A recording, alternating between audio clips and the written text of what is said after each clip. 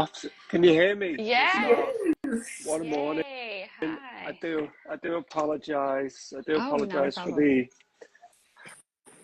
No being me. worries. I need to just take a Yes. moment. That's been a bit of a morning already. It's been a bit of a month. Yes. Let's be honest. Oh, how are you guys? Oh God, look at the state of me. We are no, You look it's amazing. okay. It is yes you do. You look It is amazing. 3 a.m. here on the state Are you side, joking me? Central. So we Oh are here wow. and excited. So we Yes. appreciate it. So thank you for your time. We are just Oh, fine. bless you guys. I'm guessing we're not going to get too many US viewers. I mean, you never know, do you? But We don't You know. never We're gonna see know. Right. You never know. But it will be reposted on all platforms, so we know that this is a story that absolutely. we will have all of our viewers viewing. So thank you again. I will get everything started. This is a very special Sister Soul Sessions, episode 13 of our season 3. We are very excited tonight, or whatever time it is where you are, to have Morning. Phil Alderson with us. Esteemed cancer survivor, advocate, author, and a podcast creator that I love. I just watched Conversations with Phil. So we're so happy to have you this morning and would love for you to introduce yourself. You're here today with Brittany and my co-host B. We are part of Sister Soul Sessions and so happy to have you. So Phil, if you would take the time, introduce yourself, a little bit about your advocacy and businesses and about your journey. Yeah, no, obviously, first of all, thank you for asking me. Of course. I am a 8-year male breast cancer survivor. I was diagnosed in, you know what? It's still, I say, only primary, but, I caught my breast cancer incredibly early back in 2016. And my actual cancer journey was over quite quickly. There was obviously I had a mistake. Well, okay. I found the lump, got diagnosed, had a mastectomy, and then went on to tamoxifen. So the tamoxifen went on indefinitely, but then I was actually discharged in 2021. So I was on that for 5 years. Wow. But the actual kind of, I think this is my coffee. Sorry, I'm in McDonald's. I've just ordered a coffee. I'm dying. Obviously, I'm getting over this man flu at the moment as well. Thank you. Appreciate that. But then, I find it incredibly isolating as a man in a female-dominated kind of space in the early days. And I kind of just went, right, well, maybe, I went through a bit of a phase of, do I need to kind of reevaluate my life? And I made a few changes. But then I thought, you know what? I kind of there's no guys kind of raising awareness, not in the UK anyway. And so alongside me wanting to raise awareness, so I got into a few newspapers and got interviewed a few times and just put myself out there to volunteer to kind of just be, a person that people could question. Right. I then decided to just say yes more. Yeah. So then that opened like a ton of different doors and opportunities and experiences, which I now encourage people to do themselves, even if you've not had a cancer diagnosis. My businesses are pretty, I've got massive imposter syndrome through all areas of my life. I actually sell t-shirts on Amazon, and I sell coloring books on Amazon as well. So I just do a lot of bits on Amazon. And I know everyone hates Amazon, but they've given me, they pay my, they pay the bill. So I don't mind them. I'm one of those Amazon users as well, and it's made a wonderful platform for, like you said, everyone to come and kind of put their t-shirts. I know when we made notebooks, it was like the easiest thing to be on there. So no, I'm an advocate there with you. So I'm glad that you turned, your story into, something that everyone else can relate to, and kind of you're more obtainable because you did put yourself on, Amazon or things like that. And with your diagnosis, I kind of want to start there. you know, what did that feel like as a man hearing something like breast cancer? You know, what emotions and what thoughts go through your head when you hear that diagnosis? Because as you said, it is female dominated, and you know, that's a diagnosis you're not expecting to hear. No. So I think initially, I don't know whether it was subconscious, but I kind of just went into the minute I found the lump. From that period on, I kind of went into a little bit of a daze. So I didn't overthink anything. I didn't. I didn't ask myself like, what do I think this lump is? I just went, right, get to the doctors. Don't question anything. Don't question. Just go. Just go. Just go. And so even when you know, I was in the women's unit, sat next to women going through having a mammogram, I was just like, well, they're just doing tests on me. Yeah. And to be honest with you, the when they actually said, you know, we think it's well, actually, he didn't say we think it's breast cancer. He just said we think it's cancer. So it was whether that was a conscious thing by the oncologist to actually not say breast cancer. Yeah, He right. He just said cancer. Yeah. And whether they do that for men or not, I don't know. But yeah, because then I just told them when I was like, oh shit, I've got cancer. I didn't focus on the breast cancer bit. And to be honest with you, I mean, stick the cancer behind any word, and it almost becomes irrelevant. The first word, it's the cancer bit, which is the scary element, isn't it? So I know here, at least, growing up, I knew preteens, boys kind of going through puberty, receiving those lumps. I don't know if you remember, it was like a thing where males had like a bunch of lumps under their breast or some type of development for their hormones. So that's what I wonder, you know, how early are they even checking males? Is this a routine thing, you know? No, Yeah, to my knowledge, there's no male screening program in any country in the world. It's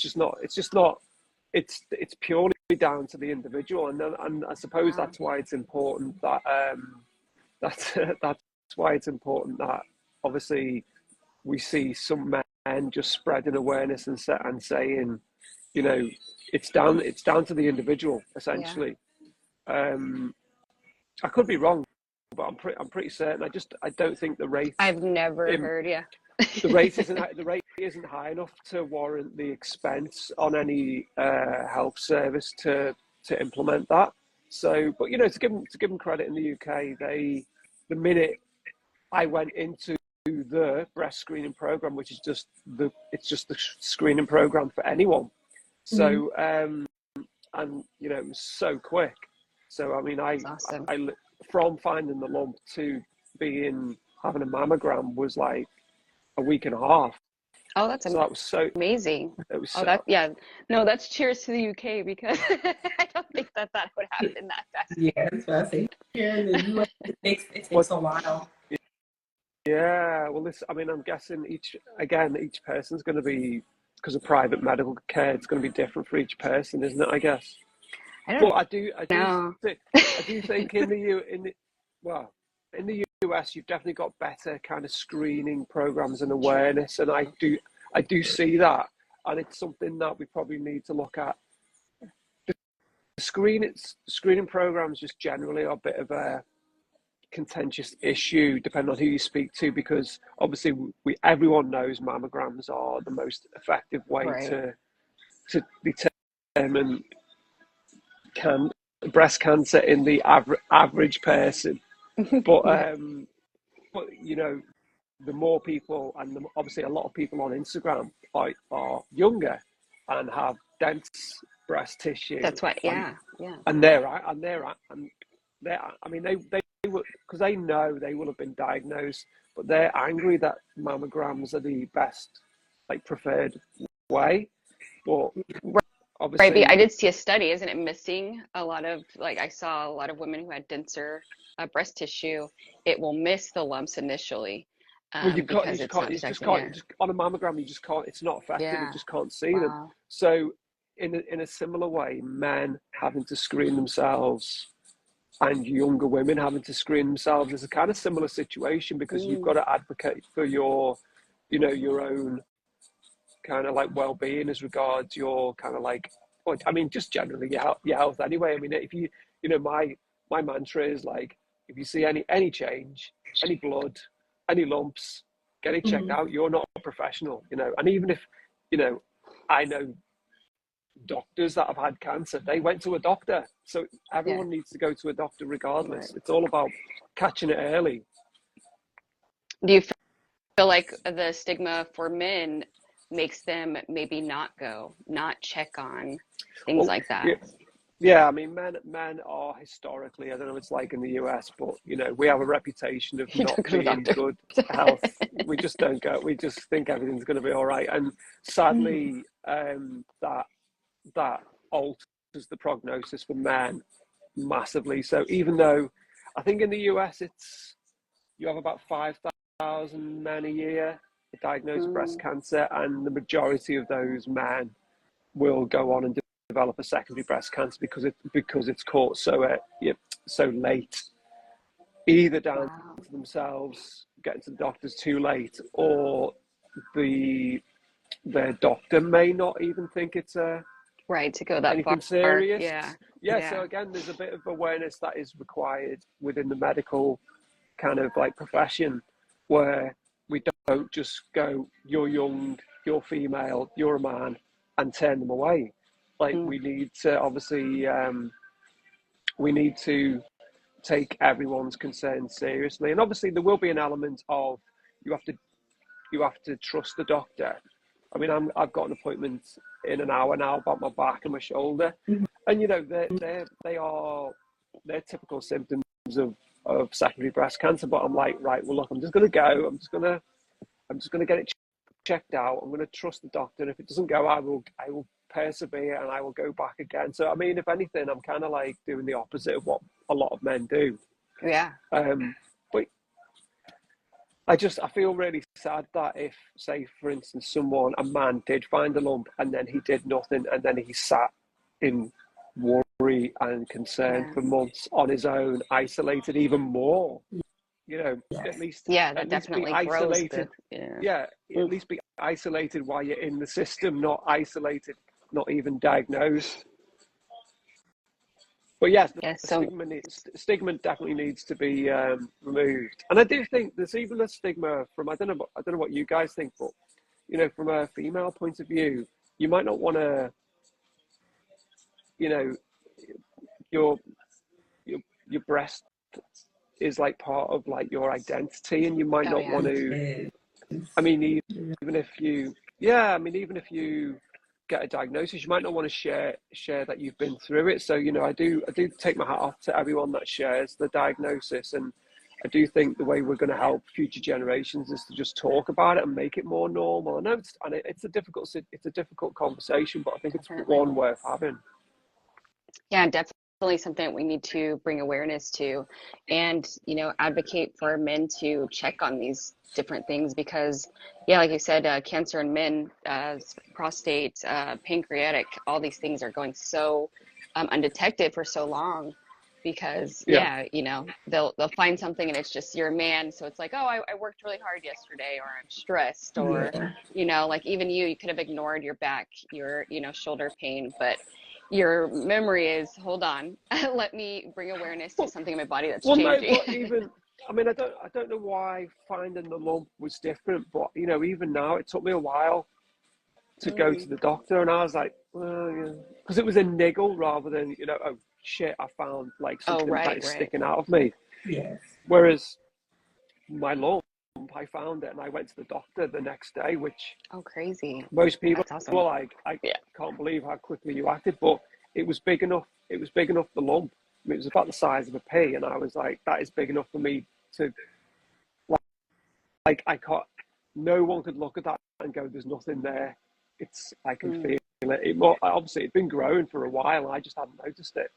So, so by the time you noticed it, it already metastasized. Just know that even though I'm a male advocate, I advocate for everyone. So, you know, why would I want to come on here where the majority of your audience is going to be, you know, female, maybe black, maybe white, maybe in the US, maybe in the UK, anywhere. It's like these rules apply to everyone. Yes. And again, there's, you know, I've spoken to people in ethnic minorities, and there can be a bit of a stigma attached to it, very similar to the male stigma that exists. And again, that means that people get diagnosed a lot later and the prognosis is worse. So it just needs to be a conversation, and you know, it's one that we all need to be part of. And definitely for us, you know, both of us are high risk. We're actually talking about this yesterday. Your story has really, you know, invoked some things where we're checking again. You know, I'm a survivor, uterine cancer, so definitely just relatable, and we have to get our breasts checked very often. So I love that you stated that, because in our, you know, culture and things like that, and you know, just being in the U.S. too, Black women, you know, the stress levels, the diagnosis is the, you know, amount of times that we can be seen for these things. So that's why we were laughing kind of about how fast you were seen, because a lot of times we will have, you know, I've already had it, and I will still have an issue with getting in, being seen when I notice something. You know, she's high risk. And how long did it take you to get seen? It took me 6 months. So, wow. You know, so the difference is, you know, on how available these services are, you know, for us too. And that's another reason why we wanted to have you on, because you know, what we face, and that's not right. Yeah. That's 6 months can literally determine life. whether you live or die. I can't believe. And you know, and that's kind of what she's facing, and she's extremely high risk. They're talking about other surgeries already prior to her getting the actual exam.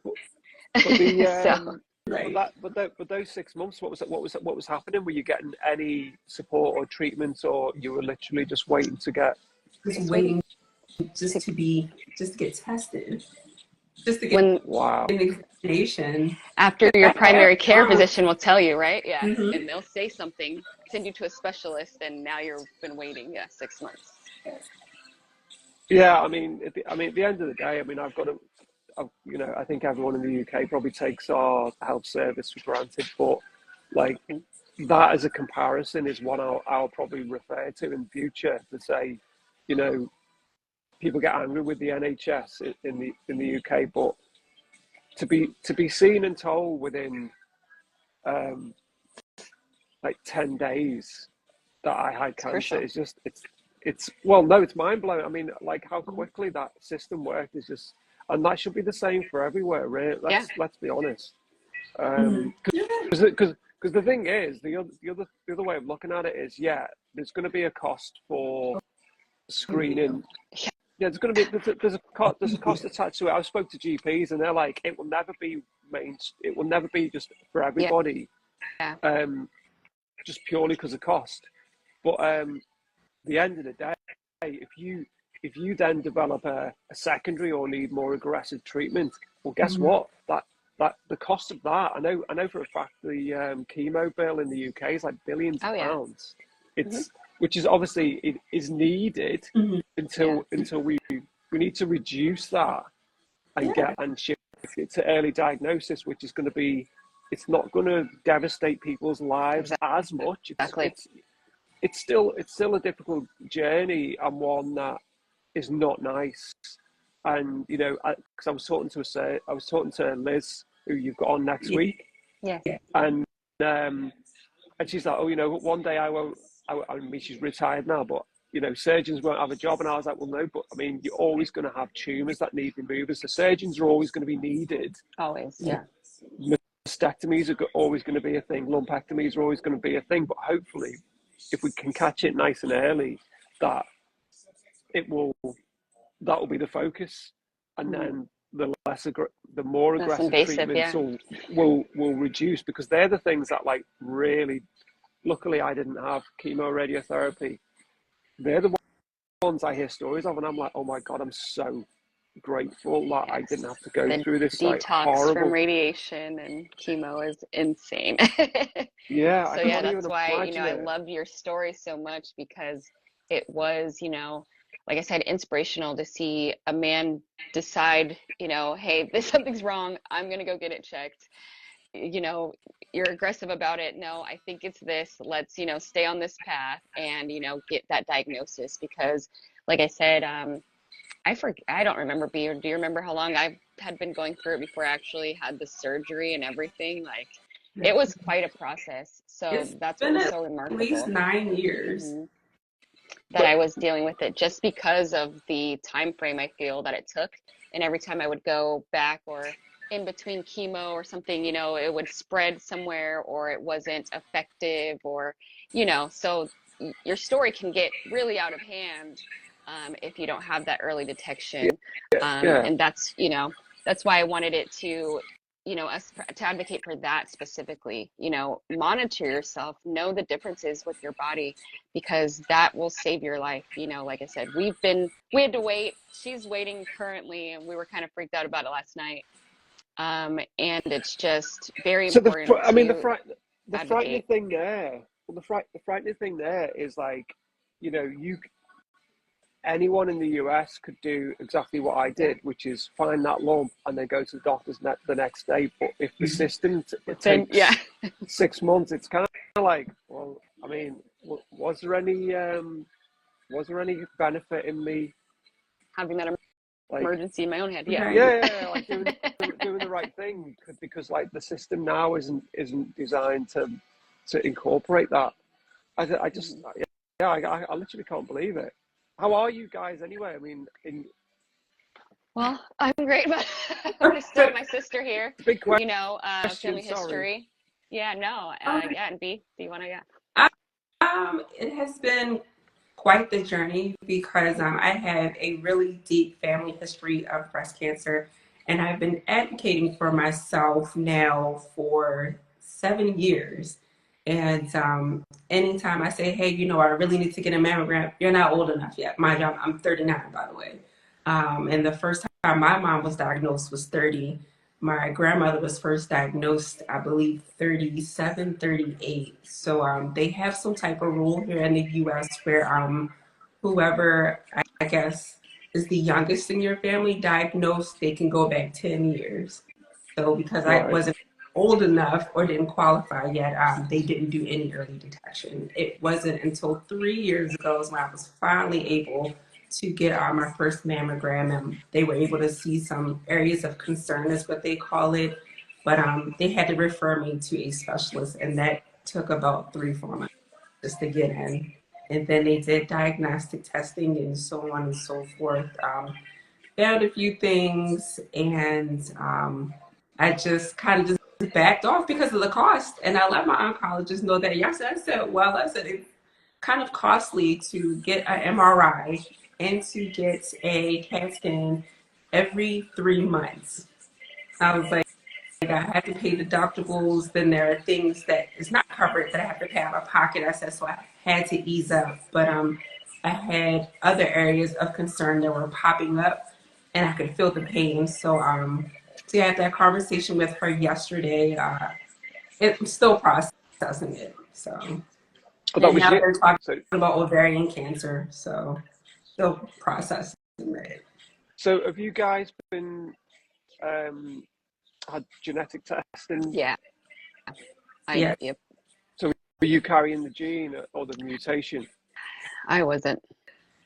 The genetic testing facilitator told my oncologist that I did not qualify.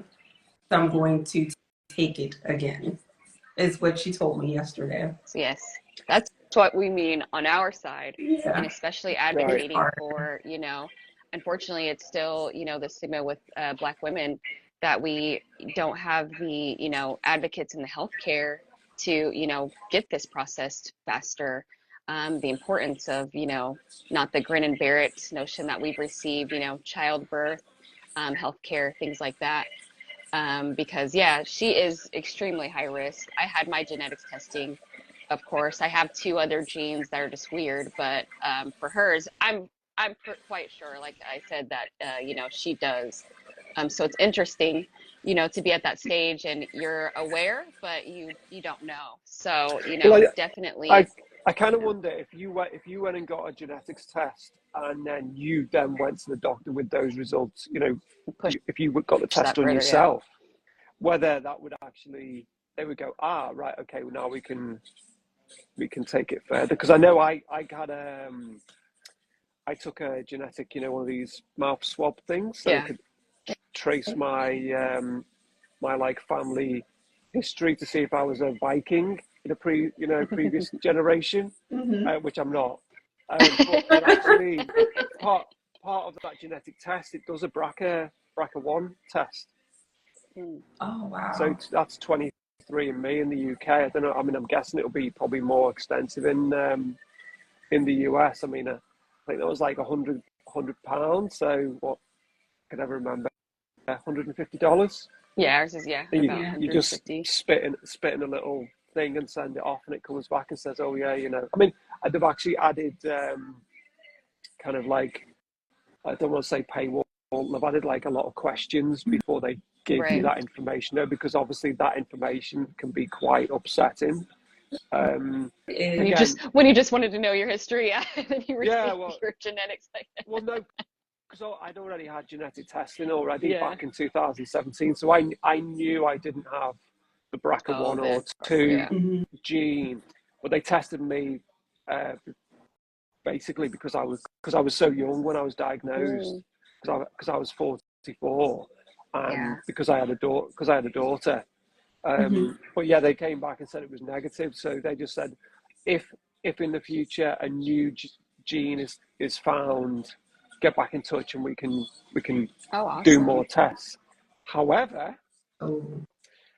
and I tell this story a while, but quite often more recently. So I actually bumped into the guy, one of the professor, Gareth Evans, who helped find the BRCA2 gene. Wow. So he was part of the team that found it, which Wow. is like amazing to like shake this guy's That hand. is I was like, insane. Yeah. and he said, he goes, well, so in 2019 they introduced 5 more genetic tests in the Oh. UK. I don't know what it's like in the US. So he said, really, you need to go back and make sure you don't carry one of the other 5 Oh, I tests. did not know that. Well, so I went back, got referred for genetic testing, and they actually said I'm not eligible for those further tests. Of course. So Isn't this is insane? It's so, insane. well, It's madness that they would say that. It's the same thing with me, though. When I spoke to my oncologist yesterday, she was just stating to me, like, hey, so we'll have to redo your genetic testing and see how this one goes. And then says, you'll have to do a blood test to test for BRCA1 and 2.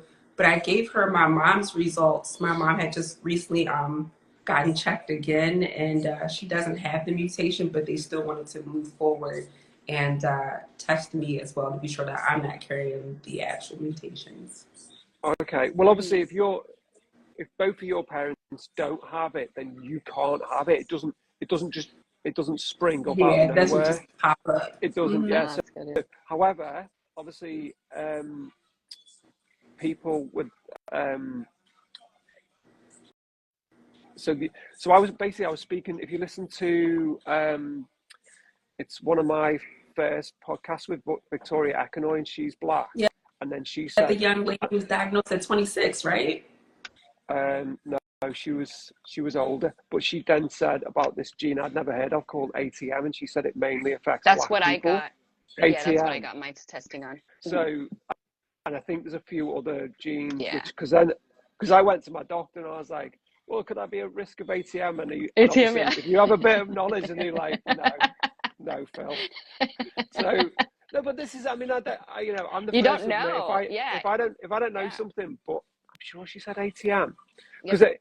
that was like, I found that out like 5 years after my diagnosis, and I was like, well, it's, and I even got it wrong, but 5 years on, 7 years on, I'm still learning stuff, and Yeah, you don't even know to ask for, and yeah. I So I did a post the other day, and I was like, I knew very little about breast cancer when I was diagnosed. I didn't even understand what secondary breast cancer was.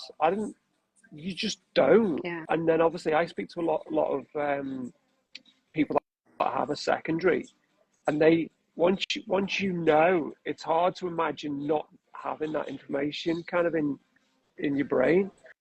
So it's it's just really hard. Obviously, within the community, we have a lot of information. A lot of it gets kind of like thrown around, and it's like a washing machine. And we need to get it out. But we need to get the important information out in a way that is like obviously easily digestible, easy to understand, not too scary. Because what we don't want to do, we're in this world, or I feel on the fringe of it, but there's people living with this, and it would be too much for most people to just like, they wouldn't want to I received watch that your data Instagram. overload. Yeah. I got That's data how it was overload when I was yesterday. diagnosed. Yeah. It'd be like, imagine if you never had breast cancer, and it's how a breast cancer survivor feels like in October. At the end of October, your brain is like, oh my God, like just this month has just been crazy. I imagine a non-survivor, that's what they must feel like when they see breast cancer advocates going, check this, check that, genetics this, secondary breast cancer, it's a lot. And the only way I can kind of relate to it is I went to a meetup in London last year, and it was just a cancer meetup. So there was other cancer patients there. It was really good meetup. It's called Cancer in Common, and they do a lot of meetups all around the UK, and amazing opportunity to speak to other patients. But then, and this isn't in no way like a criticism, I then met other people that had like skin cancer or bowel cancer, and I was quite overwhelmed just like listening to because it's a different story. Oh yeah. Because I'm like so programmed with breast cancer kind of like discussions. I was like, oh, and what you don't want to do is kind of be disrespectful to what they're going through. And I think sometimes I don't fully understand other cancers enough. I might be overthinking it a little bit, but I definitely was like, I'm very comfortable talking about breast cancer now, and I understand more the more I speak to people. Right. It was just an observation more than anything, that I was like, oh, this what it must feel like when someone hears breast cancer survivors and you're talking talking about it must be like you almost kind of go a bit blind, you go a bit deaf to like what you're hearing, because it's just all like long words. I mean, list some of the breast cancer drugs, and I'm like, I don't even know. If you could say that word to me, I don't even know. I know how to say tamoxifen, and then there's about 100 other drug names. I'm like, I'm never going to remember them, but that's because I'm not on them. I don't know. I mean, it's more of an observation that we've got to make it kind of like, we can't overwhelm people outside of the community if we're going to get our message across. No, that was for probably sure. what I should have just said. No, I do find it difficult, even when I was going through it, to hold those conversations, even with family members, because your whole life, right, has been altered by this. So everything you do is because of this, or because you have to deal with this, or because you were healed from this.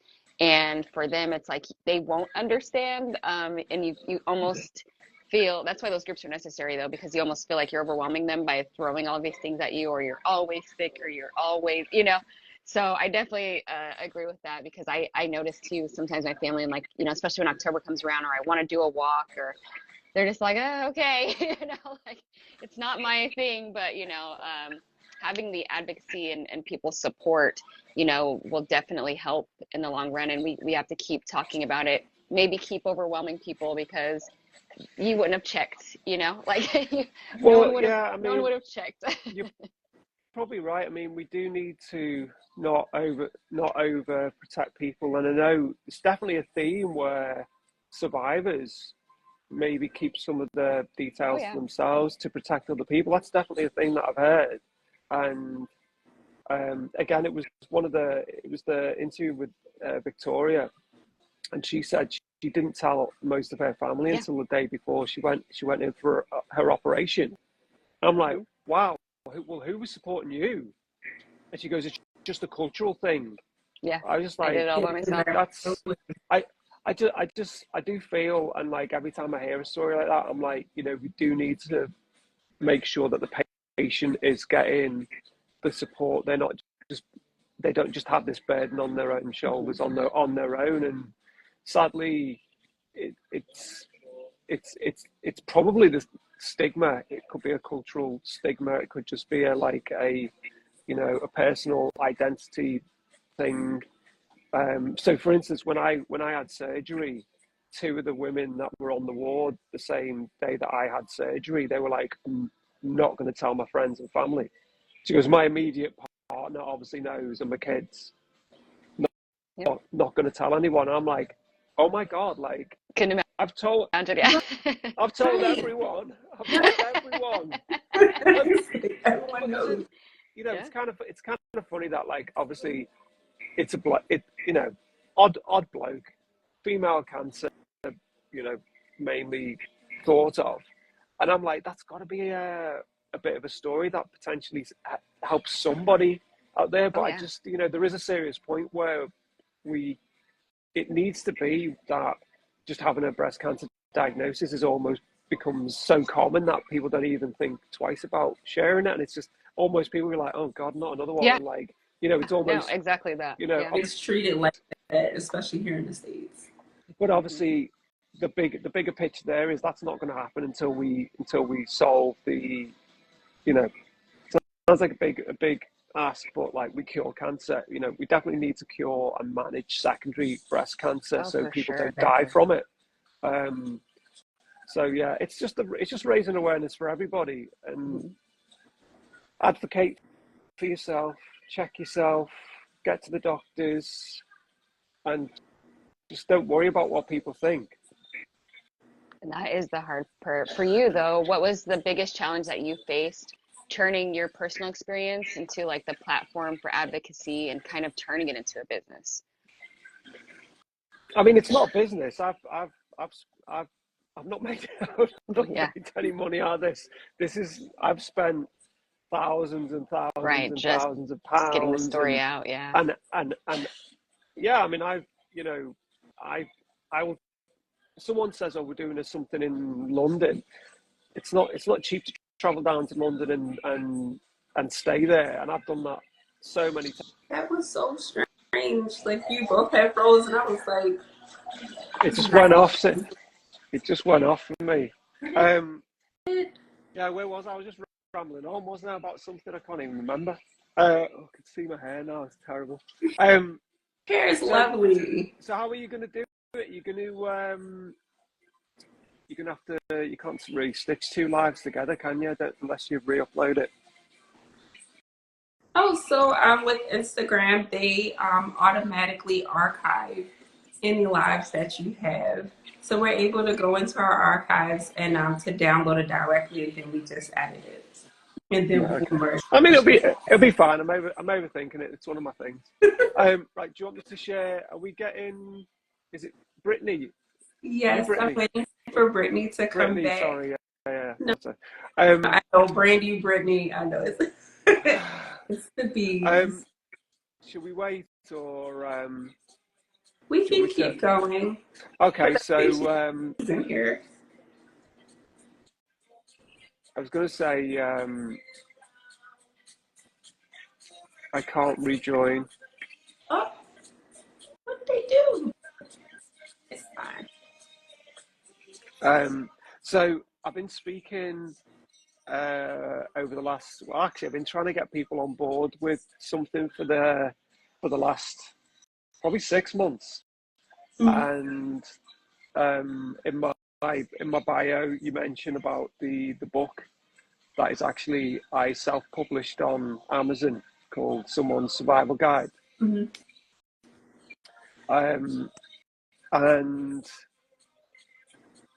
it sold pretty well in the UK. Did all right. So basically, here we go. All right.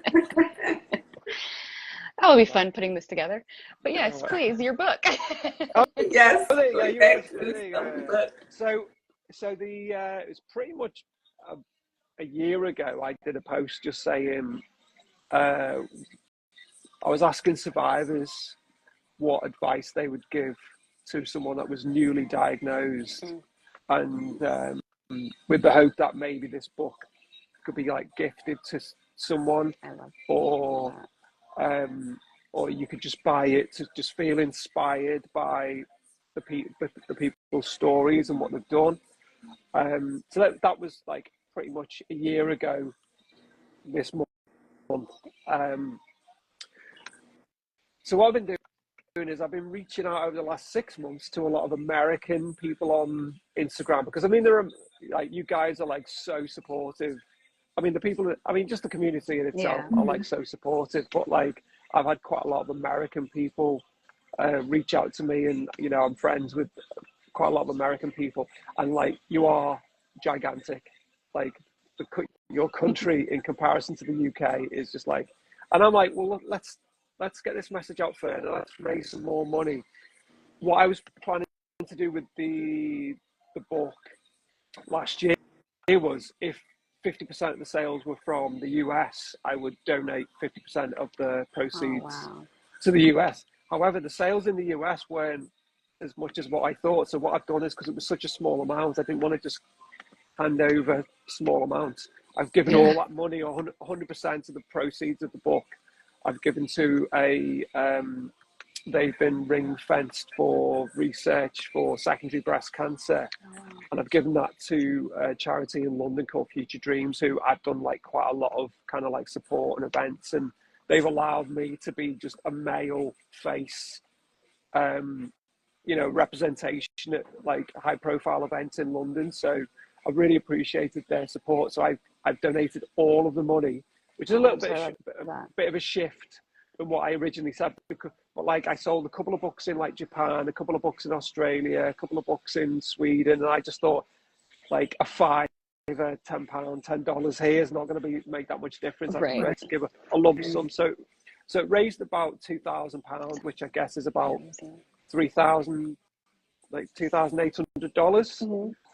Yes. So I've donated that to secondary breast cancer research. However, and you are the very first to officially hear this, I'm going to do the same in the US. So I'm basically I'm trying to get some really high profile names, survivors, to write their advice in the book, and it will be a purely American based survivor book. So it'll be someone's survival guide. I'm not sure what to call it. I was going to say Born in the USA, but I don't want to limit it to even that. I just want it to be American survivors, because you guys are like, the reach could be amazing. And guess what? It will sell in the UK. It will be. It will sell in the UK as well. So I'm going to be doing a post before the end of the month saying the instructions on how to get in the book. You guys are invited. Thank you. What I've been doing. Yes. Your Is it okay if we repost it? So what's that? So whenever you do create your post, is it okay to be reposted? Oh God, yeah. I mean, that's how it's going to get its power. But I am hoping to get some high-profile people on board. I don't want to kind of get ahead of myself, but I'd really like to get Matthew Knowles on board. Matthew Knowles? Yeah. Well, so he's got the BRCA gene. Oh, does he? Yeah. Oh, wow. I'm not sure which one, but he does a lot of work with BRCA Strong. Oh, I didn't know that. That's insane. Yeah. So they actually invited me to their gala dinner in Florida last month, but it was just going to be too tricky getting over there. So sadly I didn't make that. But yeah, I'd like to get him involved. And then I'm targeting sounds a bit ominous, but I'm trying to get some really like high profile people that will share it on their platform, and then again donate 100% of the proceeds of the book to ideally secondary breast cancer research, which I know in the US a lot of patients with a secondary feel kind of like, well, to quote someone, we're the community's dirty secret, which I felt really sad when I heard that. I was like, that's not a nice place people to don't be. care anymore. Yeah, no, I love that you're highlighting that. That is amazing. So, no, seriously. So basically, officially, you're the first people Thank to. you. I've not and said we it will be publicly sharing that anywhere, but I have been, like I say, I've been contacting a lot of people in America to just get interest, and people are interested in supporting it. So it is something that's going to happen. So it will be get your story to me. So if you follow me, you can either, if it's short enough, you can DM it to me, or DM me and I'll give you my email address, or you can put it in a post and I can copy and paste it off the post. There won't be any pictures like last year's book. It'll just be text. It was a logistical nightmare last year. It took me 3 months to put the book together last year. But the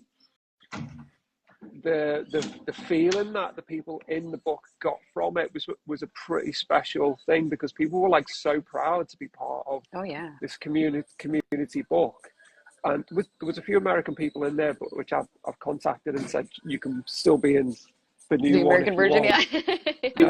Well, no, I mean, at the end of the day, some people were like, oh, some people were a little bit aggressive towards me, and I was like, if you send me your story, I'm going to put it in. Minimal editing. I'll just make sure it reads right. Right. I'm not gonna edit anyone's story. Yeah. Well, no, it's people's story, and they tell it in different ways. So, and you've got to. The reason why we're talking now is because you saw my story. So there's the power. I would like to think someone will listen to this, and then it will go on to help them and someone else. So. Sure. The power of thank you stories so much for sharing yours, because that's what really caught our attention. Like I said, I rarely see, I was in infusion labs and cancer wards, and I can't tell you that I met another male that was kind of going through something similar.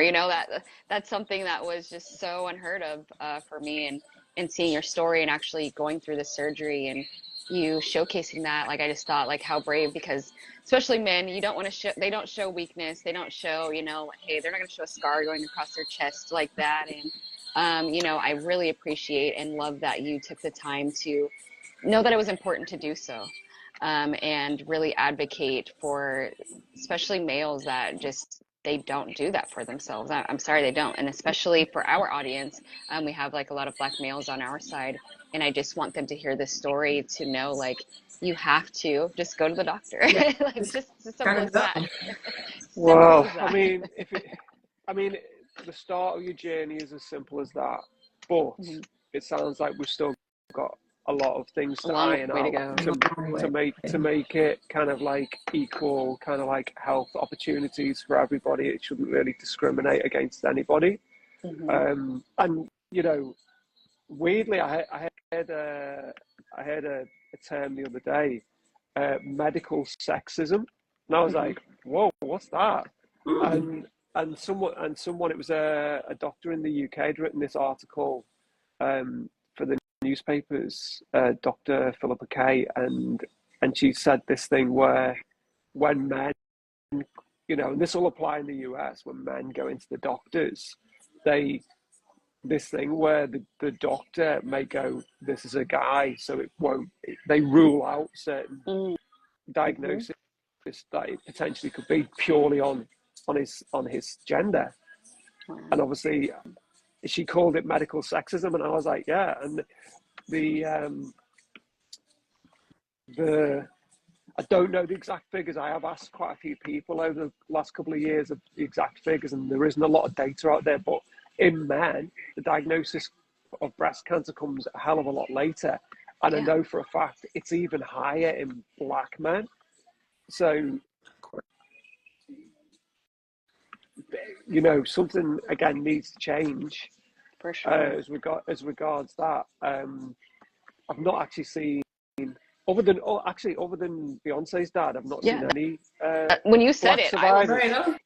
when you said that, I was like, oh my gosh. And listen to that, how we wouldn't have even heard that as an advocate. I didn't even know that, you know what I mean? So how much is that story pushed? Yeah. Montel Williams. Yeah. Oh, yes. Yeah. Bit before your time. Yeah. No, I remember. Yeah, I remember when he was diagnosed. I can't. Yeah, so he was diagnosed like in the 90s, wasn't Yeah. he? He was like, Yes. now I've said it out loud. I can't think of any other black male survivors. I can't think of any. Which is I mean, Richard Roundtree, the guy who played Shaft.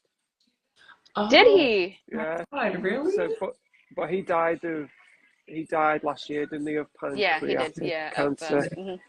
But he survived breast cancer. I didn't know he had breast cancer first. Yeah, I only knew of when he passed. Oh, yeah. See.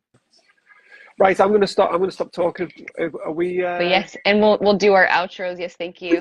And so yes, thank you again, Phil. Like I said, your advocacy means a lot to us and to our audience. We will be posting this, and of course, all that you have coming up. We do want to make sure that we get everything in so that people know how to reach you. Listen to this podcast, and of course, these books that you have. We want to make sure that we're pushing those sales. So if you could, let's just pin that just so I could have it for later in our chat of how we reach Mr. Phil Aldo, and that's at Phil Aldo. Yeah. Well, my full name Alderson's a bit of a mouthful. It's easily misspelled, so that's the one. Yeah. No, I love that. Short and sweet. Short and sweet. Short and sweet. And thank you again, Phil, for your time. We truly appreciate you and all that you're doing for the cause. Please continue to fight this fight because it is very necessary. And we will continue to share. Again, I am Brittany. And if you want to do your outro.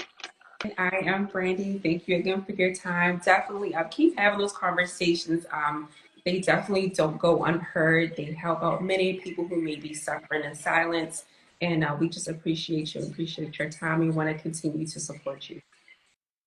God bless you guys. Bless you. And thank you everyone for joining us for another wonderful episode. We hope you guys enjoy the rest of your night. Thank you so much. Thank you. Good night. Enjoy your cake, though. Are you cutting us off now, or can we continue talking? Yeah. We cut it off. Yep, we cut it off. Well, enjoy. That's our hour. Enjoy speaking to Liz next week. She's in the book. Oh, awesome! Yeah, we're gonna bring that up then. She's the medical professional. I'm the layman. So you'll have a good conversation. And we're so excited for it. Yes, we'll definitely be bringing that up and pushing your book during that episode as well, because we want to definitely make sure that we're advocating both sides, and I'm sure she will talk about it. So thank you again, Phil. It was an absolute pleasure for you giving us your hour today. Have a wonderful day. Bless you guys. Good to speak to you. It was amazing speaking with you.